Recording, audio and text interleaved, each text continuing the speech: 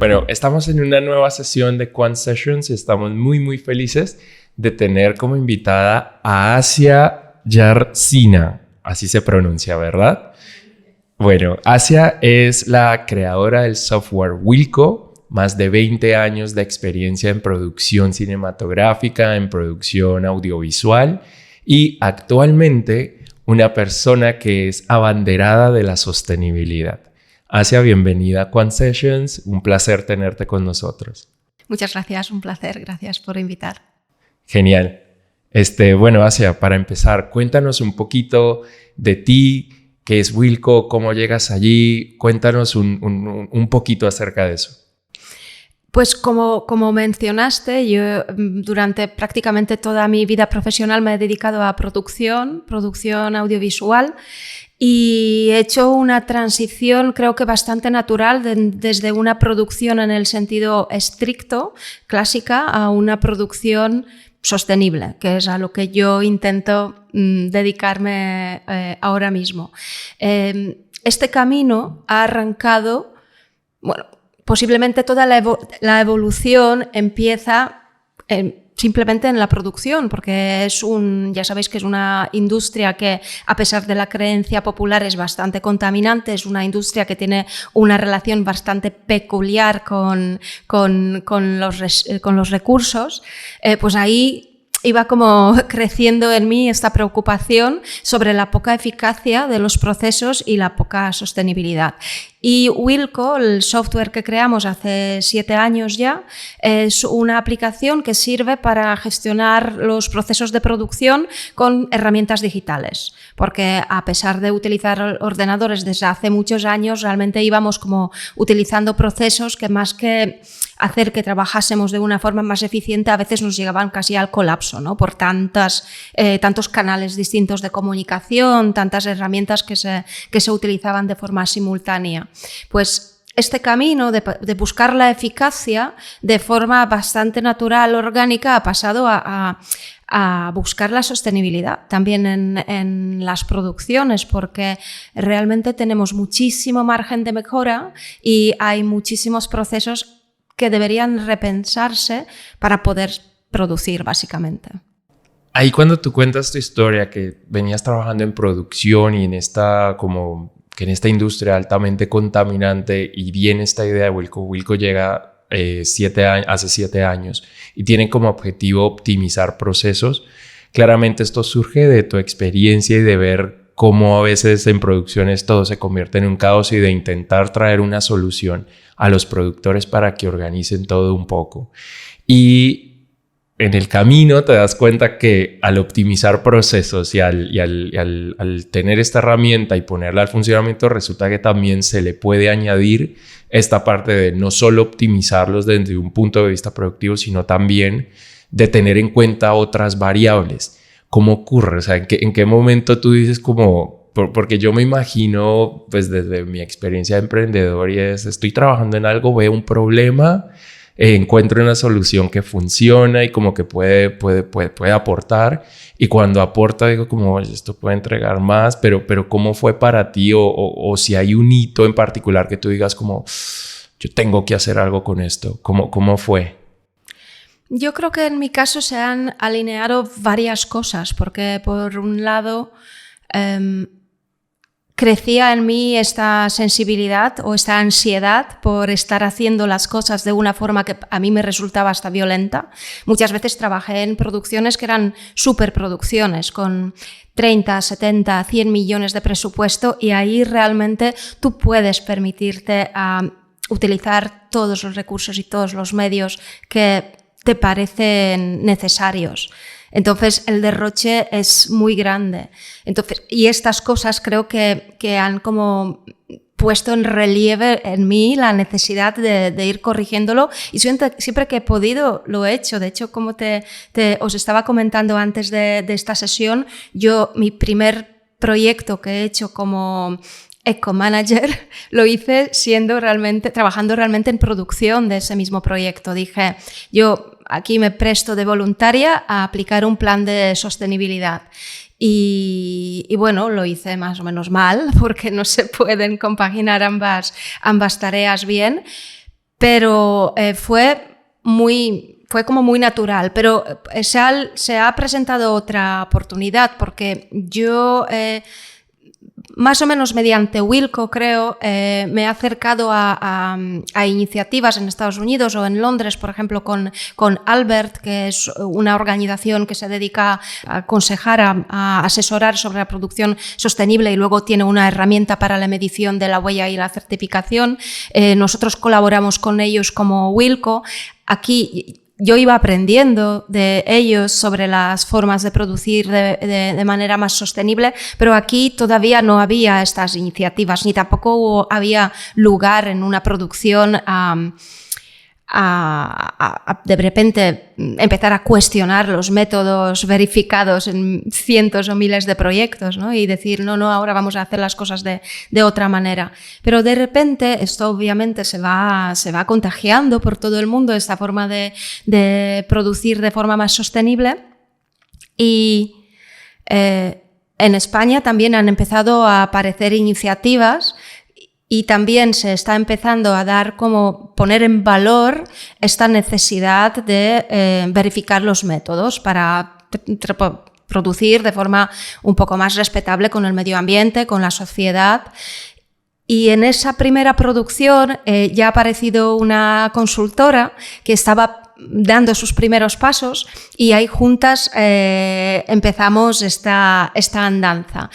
Y luego en los estudios sobre todo, pero también mediante pues, los puntos que da el ICA, ¿no? Por aplicar metodología de producción más sostenible, las productoras van cogiendo conciencia de que hay ciertas maneras, ¿no? que permiten medir y reducir el impacto de sus producciones. Por lo que aparece este hueco para una nueva profesión, para un nuevo departamento.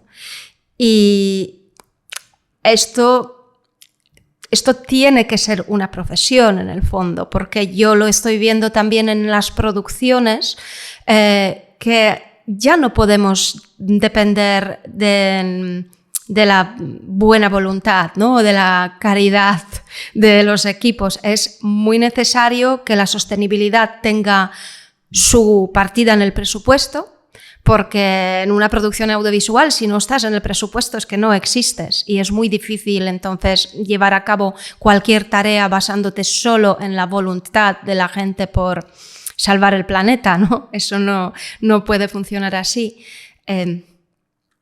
Entonces, yo creo que ese hecho de reconocer de que esto es una necesidad, vamos a ponerle el valor, vamos a darle forma, vamos a crearlo como una metodología, va a haber unos sistemas de medición, unos certificados que lo verifiquen, por supuesto. Todo está arrancando, nada está todavía grabado en piedra, todas estas metodologías, certificaciones se están todavía formando y definiendo prácticamente en creo que todo el mundo. En España, de hecho, todavía no hay un sello específico de la industria audiovisual que certifique las producciones, pero ahora mismo ya puede ser una profesión. De ahí que yo, habiendo hecho el proceso a nivel personal, he podido también dar este paso a nivel profesional. Sí, me llama la atención lo que mencionas dentro del proceso de producción, porque, claro, en producción todo está muy, muy jerarquizado, como que el director es como decir el rey, y está el productor ejecutivo, pero bueno, viene de unas cabezas hacia abajo. Dentro de una producción, la sostenibilidad, por ejemplo, tú, ¿qué lugar tienes para decir esto se hace así y si no, no se hace? O el capricho del director o del productor, mira, esto no se debería hacer, pero todavía no. ¿En qué lugar está ese poder, por decirlo de alguna forma, dentro de la producción? Sí, eso es algo muy importante. Pues efectivamente, nosotros somos como un ejército. Una producción tiene una jerarquía súper marcada y este rey o reina, director o directora, productor o productora, efectivamente van a ser los que a muchos niveles van a marcar el tono, ¿no? Y el camino. Yo tengo la suerte de, como vengo de trabajar 20 años en producción, creo que puedo tener una posición de bastante confianza conmigo misma y con mis propuestas, pero también poder dar bastante confianza, como que me den un poco este mandato de proponer ciertas medidas que no son las más ortodoxas. Ahora, he fracasado posiblemente en el 70% de los casos o quizás 80%, porque obviamente todo lo que se propone son métodos experimentales frente a una industria que tiene muchísimos años, frente a lo más ya verificado y no es fácil, ¿no?, convencer a alguien de repente a dejar de hacer las cosas de otra manera. Pero es muy importante lo que mencionas, porque solamente en los proyectos donde todo el mundo, desde las fases más iniciales del proyecto y desde los puestos más altos, se alinean para llevar a cabo una producción más sostenible, solo estas producciones pueden tener éxito en este proceso. No existe de otra manera, porque esta actitud frente a esa transición es la que trasciende. Si tú no tienes de tu parte a la directora o al director, al guionista incluso, o a los productores, obviamente esto se respira en el rodaje y nunca vas a tener suficiente fuerza para llevar a cabo las cosas. Una vez más, dependes como de la voluntad y de la concienciación personal de cada uno de los integrantes del equipo, pero no existe fuerza suficiente para hacer el cambio. Y también es muy importante empezar muy pronto, porque en el momento en el que se fragua todo el diseño de producción, cuando se decide dónde vas a rodar en decorados que hay que construir o pueden ser decorados naturales, vas a rodar en lugares muy remotos donde el transporte va a ser un tema y vas a tener que hacer unos traslados larguísimos, o podemos aglomerarnos en lugares que faciliten el transporte. Nos vamos a ir a unas zonas tan remotas que tenemos que llevar todo el equipo, o ya hay infraestructuras, ya hay profesionales y podemos trabajar con la gente local. Todo esto son decisiones que se toman en las fases muy tempranas de la producción y a nivel súper alto. Y si en todas estas producciones donde tuve el privilegio de poder estar ahí, se ha notado muchísimo luego en el resultado. Es que me llama la atención porque estaba esta peli de Oppenheimer, la de Nolan. Como todo el mundo, yo me la fui a ver. Que todos los amigos, bueno, que la peli, hasta que verla en la mejor pantalla posible, bueno, todo esto. Pero después leyendo, en una entrevista, creo que vi que le hicieron, él tenía la opción de hacer la explosión en VFX. Y dijo que no, que eso no daba miedo. Tenía que hacerse pues de verdad. Creo que lo leí antes, de hecho, porque me acuerdo estar viendo la película y yo dije, pero todo lo que quemaron aquí, es decir, el desperdicio que hubo acá, y se pudo hacer y que eso ya está muy avanzado, de hecho, los efectos especiales, todo lo que es generado por computadora. Pero él dice que no, que él le gusta que todo sea real. Después estuve viendo que también en varias escenas, en varias películas, el tipo gasta un montón de plata. Gasta mucha plata, pero yo no lo veo solo desde lo económico, lo veo también desde un lugar de lo que está contaminando este hombre cada vez que hace una peli. Y entiendo desde un lugar creativo, decir, mira, es que yo siento que esto es así, pero creo que ese lugar tiene que empezar a dar paso a decir, oye, pero es que ya se logran cosas mucho más cerca de la realidad que lo que se lograba antes con una composición digital. A lo que voy yo como espectador en un momento fue como, qué cagada ver esta peli. Pero creo que todavía no ha llegado allí los espectadores, pero tal vez en algún momento lleguen. Y no sé si eso vaya a llegar en algún momento, como hablamos, como las empresas mismas que comunican si son sostenibles o no. La nueva generación de consumidores que digan, pues mira, yo escojo un producto sostenible. Pues no sé, de pronto hasta una peli podría llegar a como los certificados que dices. Porque me parece muy novedoso. Ya eso se está viendo en ropa, se está viendo en un montón de productos, pero nunca en producciones. Tú no te bajas una canción o te ves una peli y dices, esta peli es sostenible. Entonces está buenísimo esto. lo dejo ahí nada más porque se me está ocurriendo. No tengo una pregunta real para hacer, es solo un comentario porque va a haber certificaciones y creo que probablemente más adelante los espectadores digan, pues mira, yo veo pelis sostenibles. Absolutamente. Y si me permitís solamente una reflexión, porque me parece súper importante lo que has dicho, que precisamente la clave está en que nosotros mismos ahora mismo no podemos decir vamos a hacer una producción sostenible, porque es imposible. Ahora mismo solo nos podemos preguntar cómo vamos a trazar el camino como para que en algún momento el criterio de sostenibilidad sea tan válido como el artístico y el económico. Entonces, aunque tú tengas dinero para hacer una super explosión, esto no entra en tus posibilidades, porque desde el punto de vista de sostenibilidad ya no vale, porque el modelo con el que estamos trabajando ha caducado.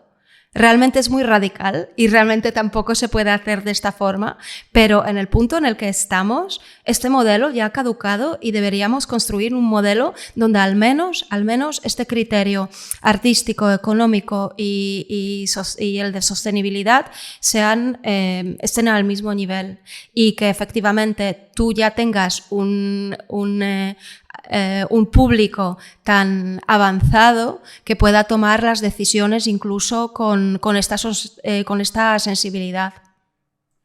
No, eso es tremendo y o sea, yo no puedo evitar hacer la comparación desde la empresa por lo que dice Juan, porque viene a colación esto a raíz de otras conversaciones que hemos tenido y de decir, bueno, está pasando en muchas compañías que son sus consumidores los que ya empiezan a decidir comprar cierto tipo de productos o cierto tipo de servicios que tienen un sello donde dice, hombre, va por ahí. Entonces hay como un cambio de conciencia del consumidor.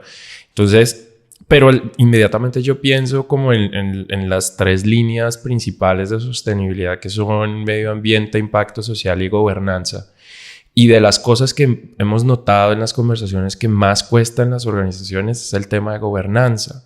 Porque para que realmente esto tenga un efecto, para que realmente pueda ocurrir, es la organización desde sus líderes la que tiene que tomar la decisión de decir, bueno, mi negocio tiene este impacto, yo lo reconozco y a partir de aquí voy a empezar a trabajar para reducir ese impacto y quizás incluso hasta cambiar mi modelo de negocio completamente para poder generar este impacto que no espera.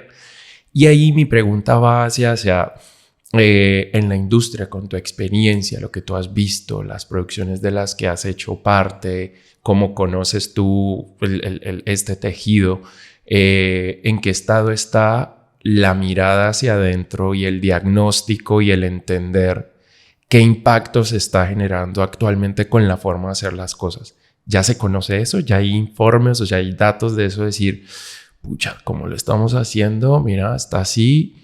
Y si ya están en un punto de decir, pues mira, la verdad es que no lo estamos haciendo tan bien. ¿En qué momento están? Yo creo que estamos en el momento del primer susto, como la muy temprana concienciación. Ahora mismo yo creo que la gente ya se está dando cuenta de que contaminamos más de lo que parecía.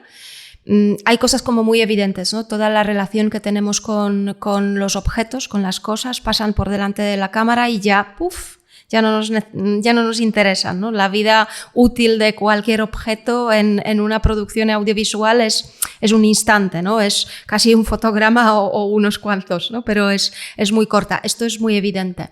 Pero hay, por ejemplo, un impacto que es el mayor, que es el consumo de combustibles, el transporte sobre todo, pero también la energía en rodaje, que suele ser entre 50 y pico hasta 80% de una huella de carbono de una producción. Y sin embargo, yo no he visto todavía ninguna producción en el que se tome en serio este asunto, en el que alguien diga por fin... estamos como sobreenergetizando nuestros rodajes. Hoy en día se siguen llevando los mismos generadores que hace muchos años. Obviamente no, con motores mucho más eficientes, contaminan menos, pero de la misma potencia. ¿Realmente hace falta esta potencia hoy en día cuando los aparatos cada vez consumen menos, las luces son de LED? Hay días que efectivamente sí, hace falta. Mayoría de los días no. Aún así, siguen siendo los mismos generadores. Sigue siendo el mismo coche exclusivo para tus actores porque es como la tradición de la industria que pues hay estos privilegios que marcan como el caché de tus estrellas y está totalmente asentado, ¿no? Entonces yo creo que hay muchas cosas que todavía no se han empezado a revisar y son las que realmente marcarían la diferencia, las que realmente podrían ayudar a reducir la huella. Por lo que yo creo que está genial que ya tenemos datos como para empezar a comparar y a mirarnos. Está genial saber que ya tenemos pues este 50-80% de las emisiones de CO2 que se deben a nuestro transporte, porque posiblemente después de esto viene la conciencia y la voluntad de cambiarlo, pero todavía no estamos en este punto. Estamos en el punto en el que ya estamos viendo el perverso uso de plástico, ¿no? De botellitas de agua, de toallitas húmedas, de todas estas cosas de usar y tirar. Esto ya se está corrigiendo mucho. El papel, por supuesto, ya se ha eliminado. Hay ciertas cosas que ya se han corregido bastante.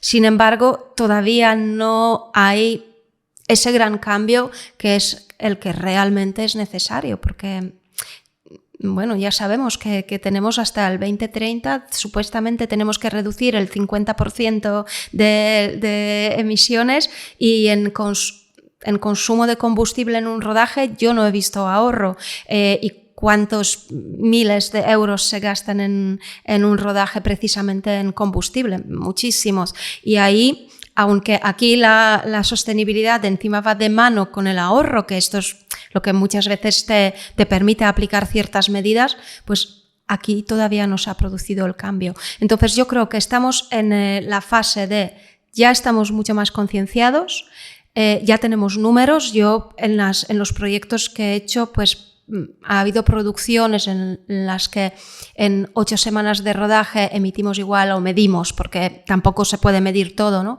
Pero medimos 150 toneladas de CO2, y en otra producción en la que en 3 semanas de rodaje produjimos 600 toneladas, ¿no? Depende muchísimo también del tipo de producción, del presupuesto que tiene y la factura de la producción, ¿no? Pero nos queda recorrido. Sí, pero mira, ahorita nos dabas el dato del combustible, por ejemplo, que bueno, uno puede intuir que va por ahí, porque pues, combustible siempre es un tema. Pero estaría buenísimo, por ejemplo, tú que has encontrado, ¿cuáles son justo esos puntos? Después del combustible, ¿qué le sigue? ¿Cuál es otro dato que tú dirías que impacta un montón en una producción y que tal vez nosotros no sepamos?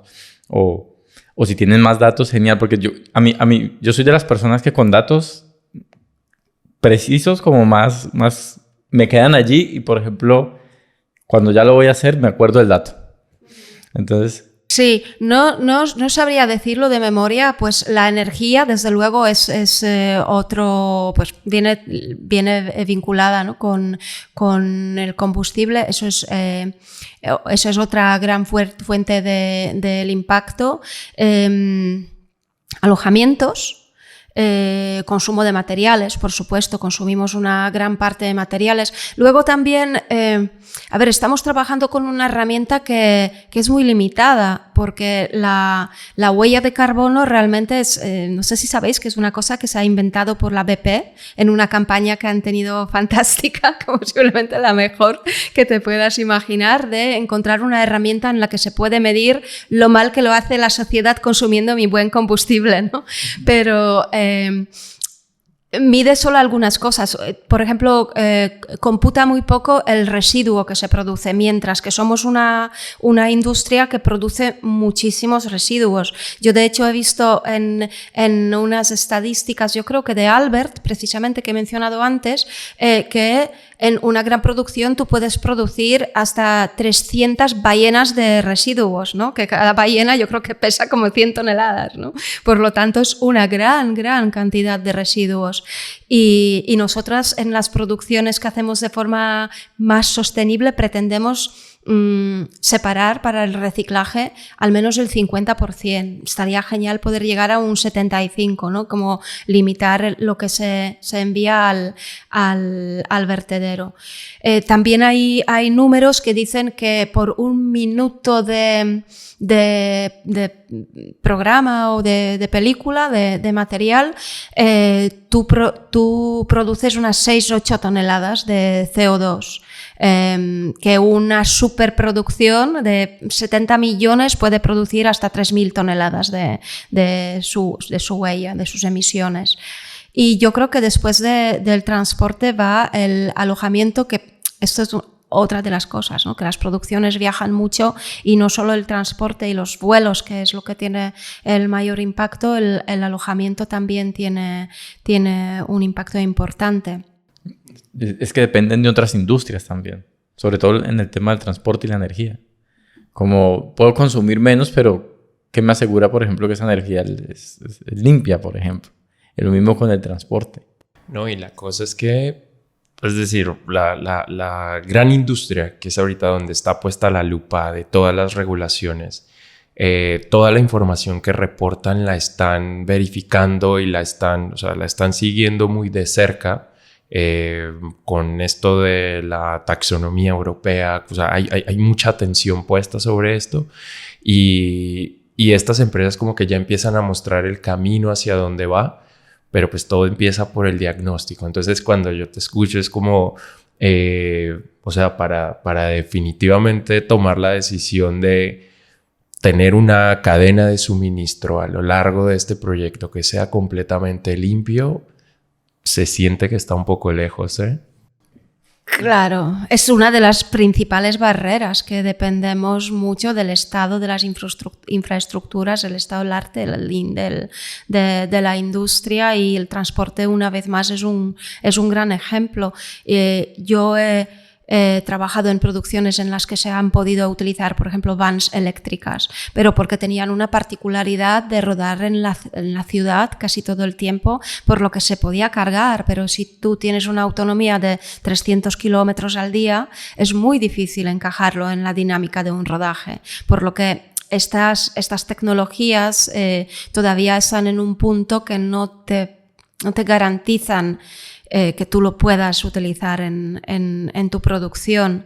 Y obviamente tenemos que estar avanzando al ritmo que nos marca el mundo. Pero bueno, todavía tenemos margen. Así hay que ocurre ahí con los vehículos híbridos. Bueno, claro, es el tema del etiquetado. Yo creo que por fin se está por lo menos abriendo la puerta a verificarlo, ¿no? Claro, es un tema muy complicado y yo siempre lo cuento también a mis compañeros cuando trabajo con los departamentos. Digo, es muy fácil caer en el greenwashing porque ni siquiera hay información suficiente o hasta la información que manejamos muchas veces nos puede inducir a error. Esto es lo que pasa con la etiqueta eco de los vehículos. Yo cuando hago una certificación tengo que dar por bueno un SUV híbrido como eco, porque esta es la etiqueta que lleva. Entonces, a mí esto me computa como un punto a favor para mi certificación medioambiental. Yo, Asha, sé que esto no es tan así, porque si yo tengo un Opel Corsa con un motor muy pequeñito frente a un tanque híbrido que casi nunca anda por la ciudad, sino por autopista, donde casi nunca utiliza su motor eléctrico, sino consume grandes cantidades de diésel porque es un gran coche con un gran motor, aún así, esto es un punto para un punto en mi certificación. Lo mismo pasa con los vehículos a gas, ¿no? Que también están siendo bastante cuestionados, pero estamos en esta situación.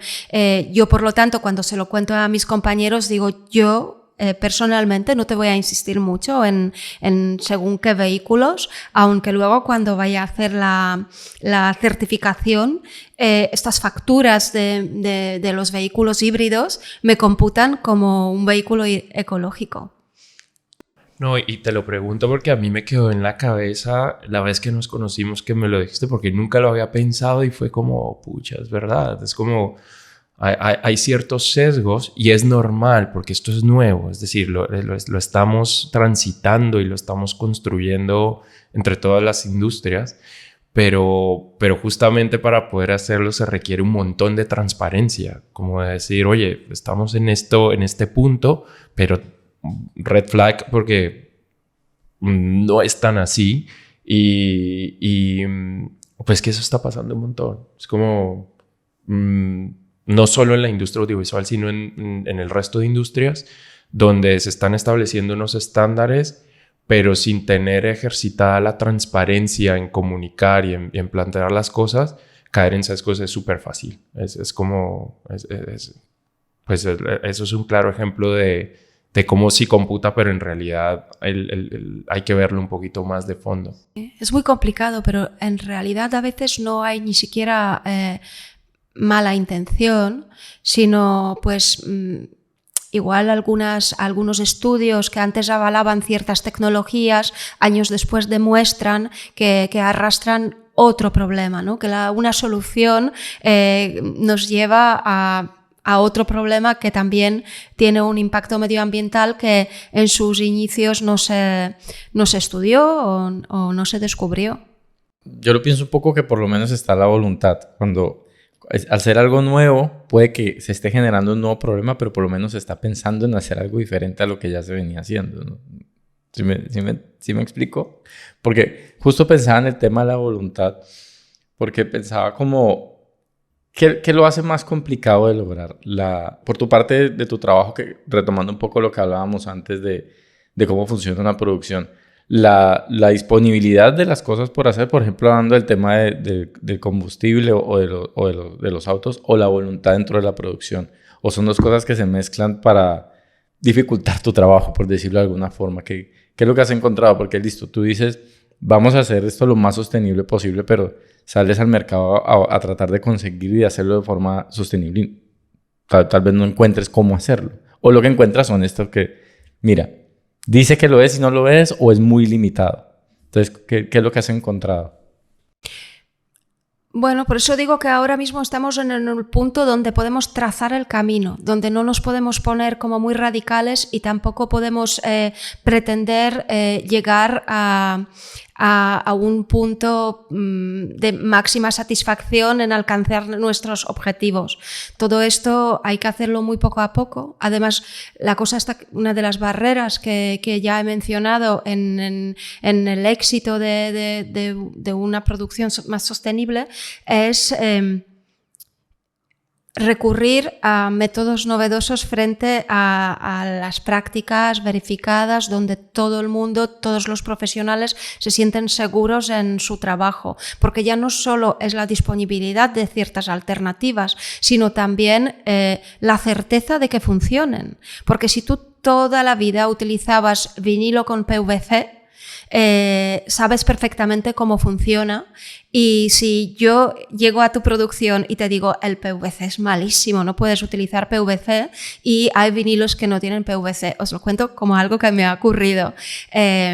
Y entonces el voluntarioso departamento de arte sigue mi consejo y utilizan vinilos sin PVC, que resulta que que arranca toda la pared cuando lo quieren despegar, que no es tan flexible como el que ellos conocen y no les da el mismo resultado. Entonces hay como voluntad, hay incluso alternativa, pero muchas veces falta tiempo para poder probar que esta alternativa realmente sea la adecuada, que funcione luego en pantalla. Y lo que muchas veces pasa, es que muchas veces no, lo que pasa casi siempre es que no hay este tiempo de experimentación. A mí lo que me encantaría es tener como un laboratorio con el departamento de arte, sobre todo, donde se pueda probar pintar con pinturas naturales y a ver si tintes naturales y a ver si sirven. Utilizar materiales como Ahora mismo hay materiales de cartón reciclado que podrían sustituir la madera que se utiliza para la construcción de decorados. Pero ¿quién tiene tiempo como para arriesgar a construir y trabajar con un material que desconoce? Y cuando una directora de arte o un director de arte entrega un decorado, nadie le va a aplaudir diciendo qué sostenible, me encanta, es feísimo y se cae a cachos, pero está muy bien. No, para esta persona es un trabajo mal hecho. Claro, es que pensaba en eso, también tiene que ver con la naturaleza de la producción, de cómo funciona, porque una peli se hace, hay un presupuesto, pero también hay un tiempo. Y tenés, no sé, como sobre todo el departamento de arte, mira, esto tiene que estar este día. Y es jodido arriesgarse, como decir, voy a intentar algo nuevo, después voy y me mando una cagada. y nadie va a ver que lo que estaba tratando era algo bueno, sino que dio el resultado, básicamente. Es que mira, una película es como una empresa, porque es un montón de gente que se reúne con un objetivo en común, tienen un plan trazado, hay unas cabezas, está todo, solo que pues en las empresas no han podido todavía llegar, en un montón de empresas, a operar de forma más sostenible. Y hay muchas empresas que ya tienen a sus directores de departamento trabajando juntos con buena sinergia, comprendiéndose bien, todos comprometidos, y aún así ahí va el proceso y eso no avanza y llevan 2, 3, 4, 5 años, a veces hasta más, y todavía no pueden decir, hombre, ya estamos haciéndolo muy bien, sino que al contrario, hay mucha autocrítica en los que lo están haciendo bien. Entonces llega este grupo de personas, este ejército, y se juntan por un periodo determinado de tiempo. ¿En qué momento se ponen de acuerdo? ¿En qué momento está la gestión cultural? De hecho, muchos equipos, qué sé yo, muchos se conocen quizás porque ya hay grupillos que siempre los invitan a trabajar juntos, pero normalmente son nuevas personas que empiezan a trabajar juntos entre sí, a entenderse. Es más o menos como funciona, ¿verdad? Normalmente los equipos suelen venir de trabajar juntos, o al menos unas cuantas personas de un equipo suelen conocerse de otros proyectos.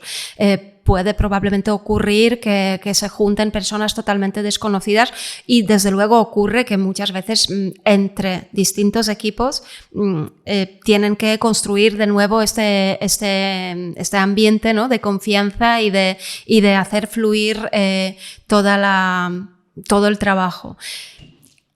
Por eso también es tan importante que se visualice el tema de sostenibilidad como algo tan transversal, porque pues en cuestiones presupuestarias, cuando comentamos, es muy importante que haya una partida en el presupuesto que se llame sostenibilidad, pero ni siquiera esto, es muy importante que hubiese varias partidas, que cada departamento tenga en su presupuesto una partida que se llame sostenibilidad, que puedan disponer no solo, porque es como una manera de avalar de que este esfuerzo vale, y crear como desde cero, ¿no? Porque tú arrancas un proyecto con unas tareas totalmente nuevas por llevar a cabo desde cero, crear como este espacio de confianza donde tú puedas experimentar y equivocarte.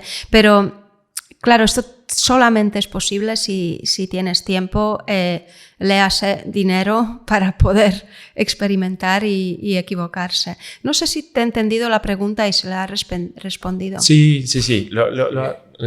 Yo estoy recibiendo la respuesta muy bien, la estoy comprendiendo súper bien, porque sí, es como cuando yo lo pienso en las empresas, la gestión del cambio es súper compleja, toma años, toma tiempo para que las personas entren en conciencia, pero sí, definitivamente, como no hay tiempo para permitir que el grupo se cohesione y permita que hayan cambios, y no hay...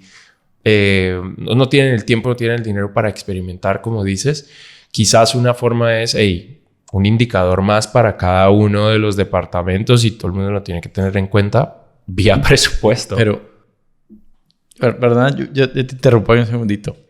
Yo creo que hay un punto a favor en las producciones, y también es un tema y es un factor humano, y es de una sensibilidad y una disposición diferente Yo conozco mucha gente que trabaja en el sector audiovisual, estudié eso, y siento que son personas más abiertas a este tipo de discusión.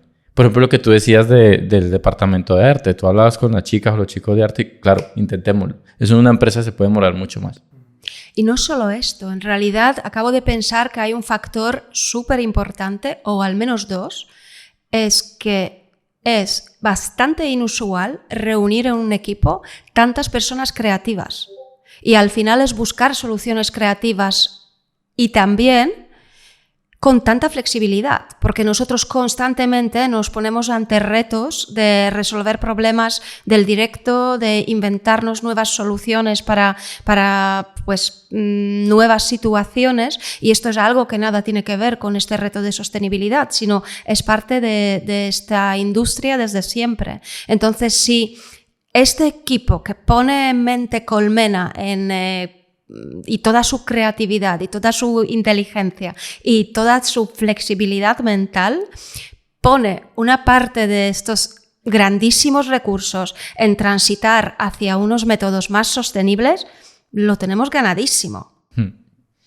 Claro, y es que además hay mucho trabajo en equipo. Es lo que... Es decir, es lo que dices, mente colmena. Como siempre es un trabajo en equipo. Bueno, nosotros hacemos eso, como hacemos animación, pero y también hicimos en algún momento imagen, y es todo el mundo trabajando junto, y está esa costumbre como que no es tan acartonado, y yo creo que eso es lo que tiene a favor, y lo que le da una posibilidad muy grande de que empiece a encontrar esas soluciones, como lo que hablábamos con Manuel, que él nos hablaba de innovación, y nos decía que la gente cree que innovación es inventar algo. Innovación también es rehacer algo, encontrar una forma como, mira, esto se hacía de esta manera, pero nos damos cuenta que ahora se puede hacer de esta manera. Y justo son mentes creativas. Yo creo que es solo, si viene ya una forma de producir y se está hablando entre las producciones que dar sostenibilidad y el equipo entra en esa onda, yo creo que se encuentra. Manuel, perdona, y meto la cucharada porque Manuel es un chico con el que hablamos que trabaja en GRI, el Global Reporter Initiative. Manuel ha trabajado mucho en innovación y él decía como, mira, hay momentos de genialidad donde sencillamente algo que se estaba haciendo bien en un lugar se lo llevan a uno completamente diferente y hay un match y lo aplican y de repente surge algo completamente innovador. Entonces ahí como que a mí me surge la pregunta pensando en esto que lo dijo Juan, como que si hacia tú tienes algunos ejemplos o algún recuerdo específico donde tú dices como, mira, pasó esto y teníamos que resolver este problema y de repente surgió esta solución y se le encontró la vuelta de esta manera. Sí, hay algunas soluciones curiosas. Bueno, casi anecdóticas, ¿no? Por ejemplo, en las escenas donde hay muchísima figuración, normalmente no hay tiempo vestir y desvestir la figuración para que coma, por lo que se suele hacer es repartir una especie de babero a la gente, que es como un babero para adultos que existe, se utiliza posiblemente, imagino que es una cosa quizás de hospitales o no sé muy bien cuál es el uso más común de este producto. Es como un invento de Satanás, de 7 capas de plástico con 8 capas de no sé qué otras historias. Eso tiene que vivir casi como una pelota de tenis, o si se descompone un poco antes, pues igual, no sé, igual 1000 años menos, pero desde luego que es una de estas cosas que dices, esto va a durar generaciones. Entonces, claro, es una cosa que yo siempre intento evitar y es algo como muy común. Pues en algunas ocasiones hemos conseguido utilizar bolsas de basura compostables que hacen esta vez perfectamente. Queda muy feo y a veces... No, es simplemente para que la gente se lo ponga. Es que pensad que son como 15 minutos que alguien lleva esta cosa que luego va a existir 600 años o 1500. No sé cuánto tiempo puede durar esto, pero tiene mucha fuerza, desde luego, el producto. Y esto es algo como un poco de como este cambio mental de decir, vamos a darle valor a la austeridad, porque esta cosa que es fea, en el fondo... tiene muchísimo valor, que es que esto mola mucho más estar con esta cosa que tú haces así y unas semanas o unos meses después ya no está, que utilizar algo que te parece como que es mucho más profesional, pero que realmente no es la mejor solución.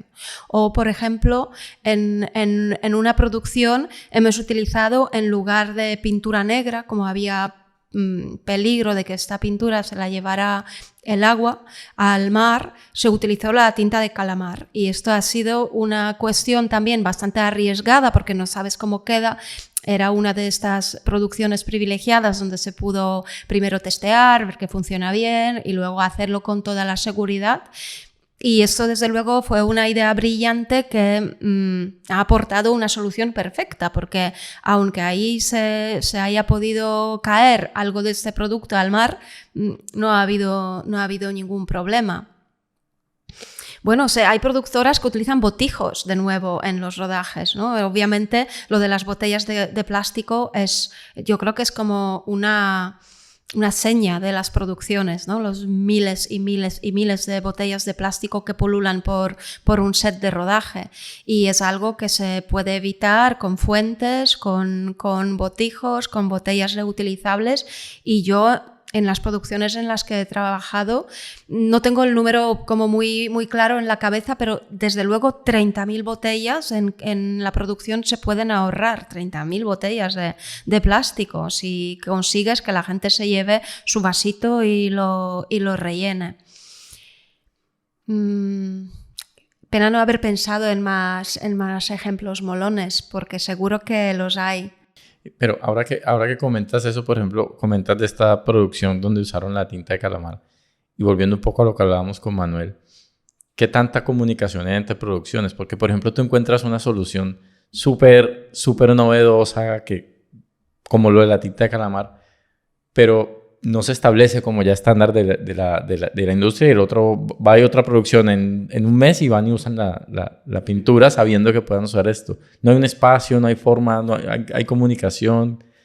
Estamos intentando comunicarnos, y pues justo lo que comentamos antes, esas sesiones que se hacen, mesas de trabajo, para que precisamente esto vaya cogiendo ritmo y crezca de forma exponencial, porque solo así podemos alcanzar el ritmo necesario, ¿no?, del cambio.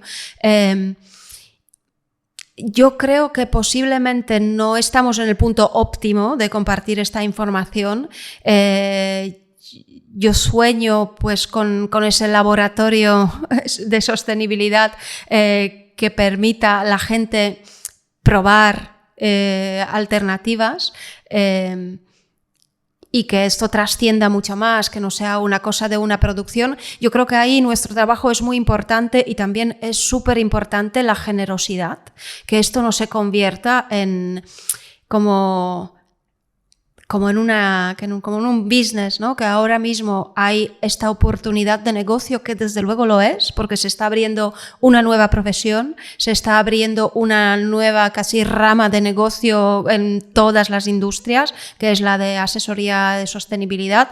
Creo que aquí es súper importante tener la generosidad de compartir estas alternativas y estos métodos, para que lo que estamos intentando conseguir, que es lo de realmente limitar a la mitad nuestras emisiones, llega a tiempo. Has mencionado lo del laboratorio más de un par de veces y me lo imagino, pero no me lo termino de imaginar. Como, no, sí, porque estaría buenísimo. ¿Qué sería ese laboratorio para ti? Si tú te dijeras, mira, te cumplo el deseo del laboratorio, ¿cómo sería y qué harías en ese laboratorio y por qué? Como digamos que yo soy no sé, un magnate que quiere gastar la plata y digo, mira... El genio de la lámpara. Sí, te pongo un laboratorio, pero ¿por qué? ¿Y qué harías allí? Sí, pues yo creo que además ya teniendo el laboratorio, además haría un buen almacén.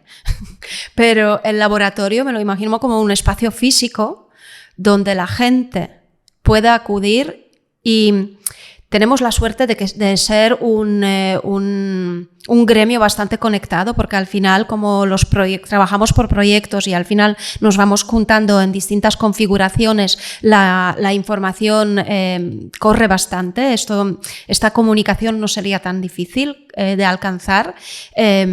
hacer pública la existencia de este laboratorio e invitar ahí a la gente con un determinado presupuesto también para materiales a probar cómo funciona según qué maquillaje y cómo queda en cámara, cómo funciona según qué producto que se utiliza para oxidar metal, que no sea lo más tóxico del mundo, que igual sea un proceso un poco más lento, pero igual de válido. ¿Qué tal funciona pues ese vinilo sin PVC? ¿En qué circunstancias me vale y qué otras circunstancias no? Y otras tantísimas y tantísimas cosas, ¿no? Mismamente ahora mismo estamos utilizando ya bastante generadores eléctricos, que son como unas baterías grandes, y todavía hay muchas dudas si te va a funcionar con según qué tipo de luz, te va a funcionar para el combo, te va a funcionar para todas las máquinas del DIT. Obviamente, bueno, esto ya es soñar un poco demasiado porque tampoco me vas a poner un combo, ¿no? Pero pídele que es el genio de la lámpara. Ya que he hecho a soñar, pues me gustaría tener de todo para todos los departamentos. Vestuario.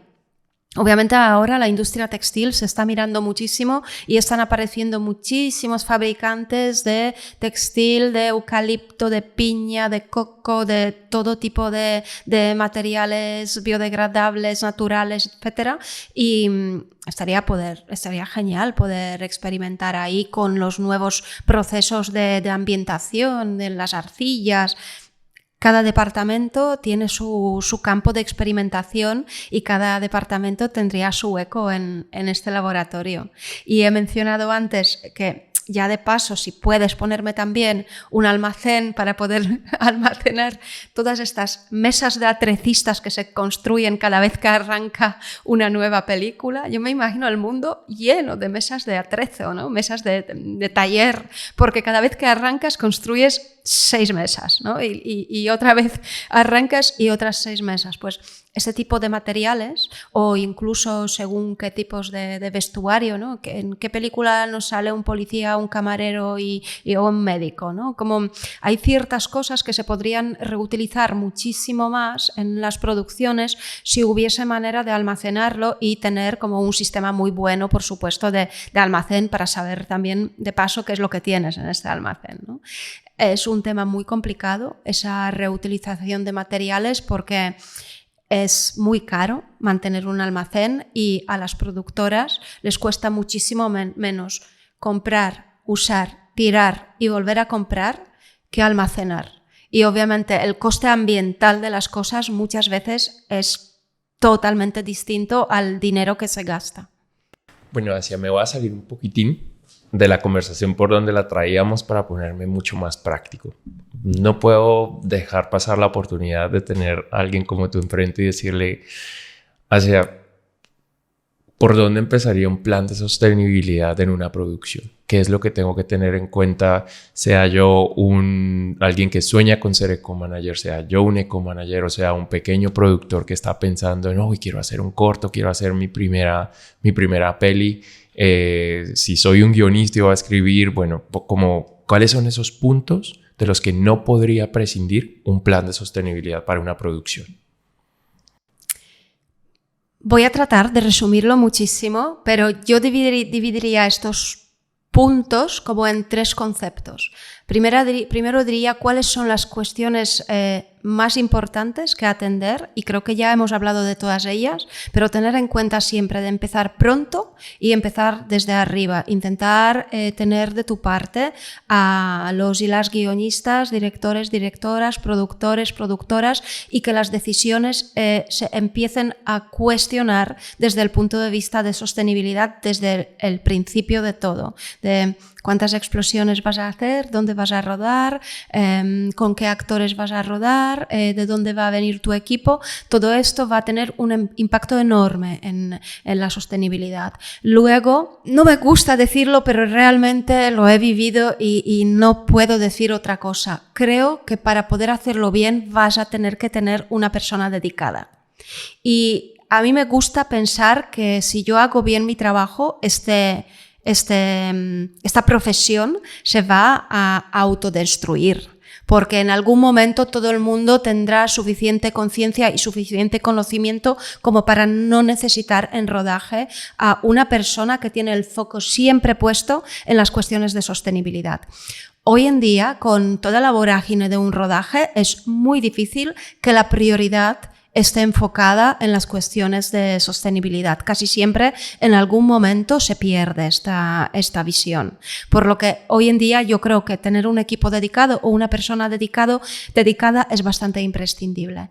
Y luego también es muy importante elegir bien tus guerras, porque tus batallas, porque tú no vas a poder revolucionar toda tu producción, pero piensa en estas cosas que más impacto van a tener y que trabajándotelas bien, como cuánta madera voy a construir, si necesito mucha madera, va a ser siempre la madera, va a ser una madera certificada, voy a construir de forma modular, entonces aunque tarde un poco más en montar y desmontar, luego esta madera la voy a reutilizar y encima cuando termine la voy a poder donar porque no voy a tener clavos ni telas pegadas, voy a poder desmontarlo todo. Pues este tipo de decisiones, decir, igual voy a tener que utilizar botellas de plástico porque ruedo en agosto en Andalucía y no hay manera de luchar contra las botellas de plástico ahí, pero voy a hacer una buena gestión de los otros recursos, ¿no? Pues eso serían como las claves de planificación. Luego, el plan de sostenibilidad es una guía que siempre va por el mismo recorrido.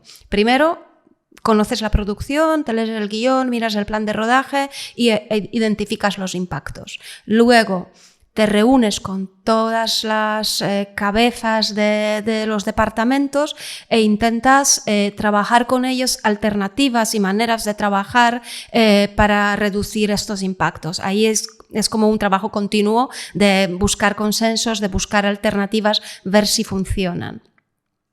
Vas buscando soluciones también. Una persona que quiere que la producción sea más sostenible tiene que estar constantemente buscar proveedores nuevos, materiales nuevos e ir sugiriendo estas alternativas a todos los departamentos. Por supuesto, lo que ya hemos dicho, no puedes manejar bien algo que no mides, entonces vas a estar haciendo unos registros tremendamente exigentes para poder medir estas toneladas de tu huella de carbono, y esto pasa por registrar todos tus transportes, consumos de energía, agua, combustible, papel, pilas. Bueno, son unos registros bastante exhaustivos para poder llegar a este número final. Y el paso final sería intentar certificarte con alguna de estas certificaciones que ya existen, que ya hemos mencionado la de Albert. También hay una que se llama EMA, que está basada en una metodología PEAR y PEACH, que esto es una metodología americana, lo llaman Green Production Guide y es parte del Producers Guild of America. Hay otras, tú te puedes medir con una ISO más genérica, no orientada solo a la industria audiovisual. Ahí eliges con qué certificación quieres certificar tu producción. Y luego, por último, puedes compensar tu huella. Obviamente, ese es otro tema muy largo que creo que no vamos a abrir este melón. Y creo que con esto